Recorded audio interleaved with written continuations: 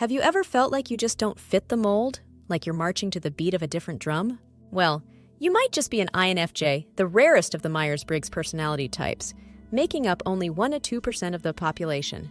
That's right, you're a unique blend of introspective and caring, but have you ever wondered what truly sets you apart? Welcome to our cozy corner of the internet, where we dive deep into the world of INFJs. Today, we're uncovering the top 7 signs.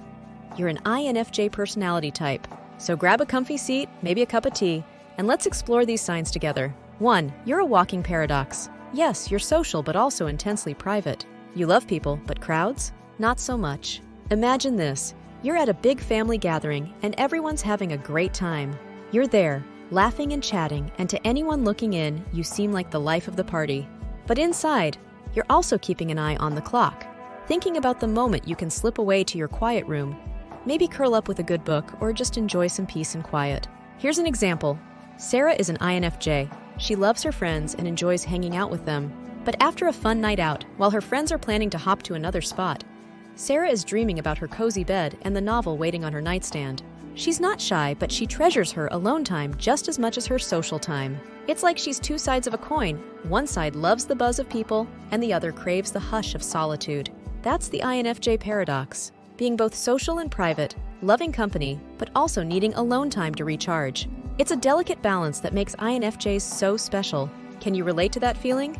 If you can, you might just be an INFJ too. 2. Empathy is your superpower. You feel what others feel, sometimes even before they do. Let's talk about empathy, that magical ability to feel what someone else is feeling. Imagine you're walking in the park and you see a little kid drop their ice cream. Instantly, your heart sinks just like theirs. You can almost feel the cold, sticky mess and the disappointment as if it happened to you. That's empathy, and for an INFJ, it's like a superpower. Take Mike, for example. He's an INFJ and works at a coffee shop. One day, a regular customer comes in looking really down. Without saying a word, Mike can tell she's had a rough day. So he makes her favorite drink, adds a little smiley face with the foam, and gives it to her on the house. The customer smiles for the first time that day, and Mike feels a little warmth in his chest because he knows he made a difference. That's what it's like to be an INFJ. You connect with others on a deep level, not just with words, but with heart. You're the friend who always knows when to give a hug or when to just listen. It's a special gift that makes INFJs great friends, partners, and helpers in this world. If you find yourself feeling what others feel, often without them having to tell you, then you might have this superpower too. 3. You're a planner with a capital P. Spontaneity is great and all, but you've got a plan for your plan. Picture this. You're planning a road trip with your friends. Everyone's excited, throwing ideas about where to go and what to do. But there's one person with a notebook in hand, jotting down every detail. That's Alex, the INFJ of the group. Alex has thought of everything.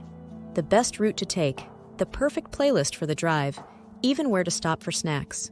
When his friends suggest a last-minute detour to a spot they just heard about, Alex hesitates. He's already mapped out the trip to avoid traffic and get to their campsite before dark. Spur-of-the-moment changes?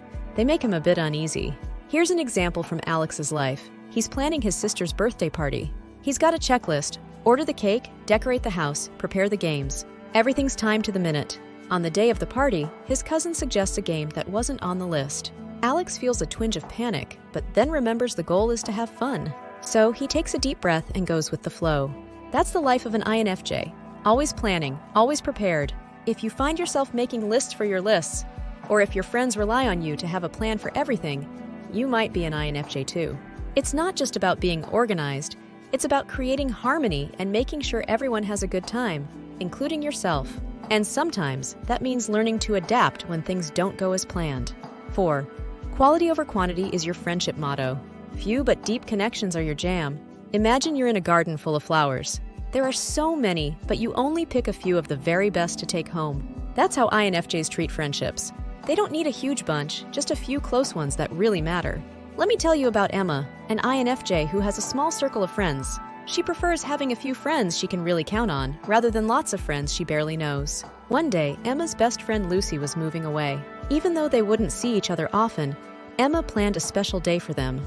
They shared memories, laughed, and promised to stay in touch. Emma knew that even though Lucy was moving, their friendship wouldn't change. That's how INFJs are. They value deep connections and meaningful conversations over having lots of friends.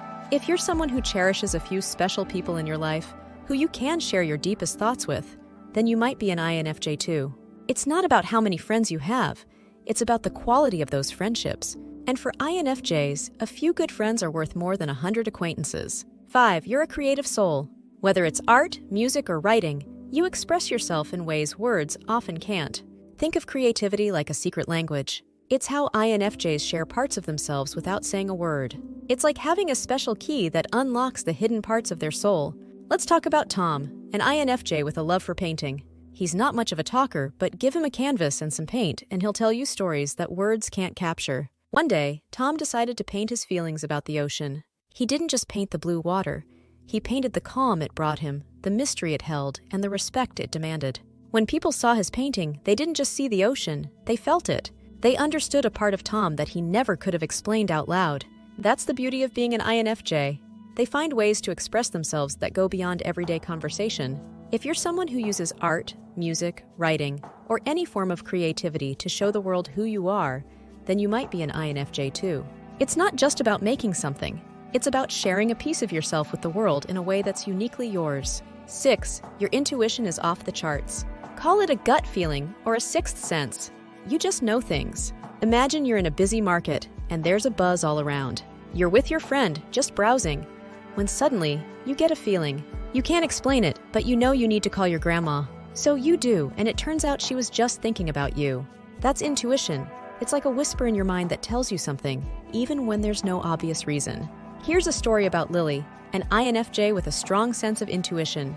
She's at a party, having fun, when she notices her friend Mark looking a bit off. He's smiling and chatting, but Lily's gut tells her something's wrong. She pulls him aside and asks if he's okay. Mark's surprised because he thought he was hiding his stress well, but Lily just knew. She listened to him, and they talked it out. Mark felt so much better afterward, and Lily felt happy she could help. That's how INFJs use their intuition. They pick up on things that others might miss. It's not magic, it's just being really tuned into the world and the people around them. If you often find yourself knowing things without knowing how you know them, you might have this special insight too. It's a gift that lets INFJs be there for others in a way that's hard to describe but so valuable. 7. You're a champion for causes. Injustice, not on your watch. You're all about making the world a better place. Let's think of a world where not everything is fair and square. Now imagine someone who can't stand by when they see something wrong. They're like a superhero without a cape, always ready to stand up for what's right. That's an INFJ for you. Meet Ava, an INFJ who's passionate about helping animals. One day, she sees a stray dog looking sad and hungry. Instead of just feeling sorry, she does something about it. She brings the dog some food, finds it a safe place to sleep, and even starts a fundraiser to help more animals like it. Ava doesn't just talk about making a difference, she jumps into action. That's the heart of an INFJ. They're driven to fix what's broken, to speak up for those who can't, and to make the world a kinder place. If you're someone who feels a strong pull to help others, to fight for justice, and to do your part in healing the world, then you might be an INFJ too. It's not about being a hero. It's about being human and caring for others as much as you care for yourself. Do any of these signs resonate with you? Maybe you've nodded along, recognizing yourself in each point. Or perhaps you're curious to learn more about the mysterious INFJ universe. If you enjoyed this little journey into the heart of an INFJ, go ahead and smash that like button. Subscribe to stay tuned for more insights, and don't forget to hit the notification bell so you never miss out on our latest videos. Got thoughts or experiences to share? Drop a comment below. We love hearing from you. And if there's a topic you're itching to know more about, let us know. For more resources and a deeper dive into the INFJ world, check out the links in the description. Until next time, keep embracing your uniqueness.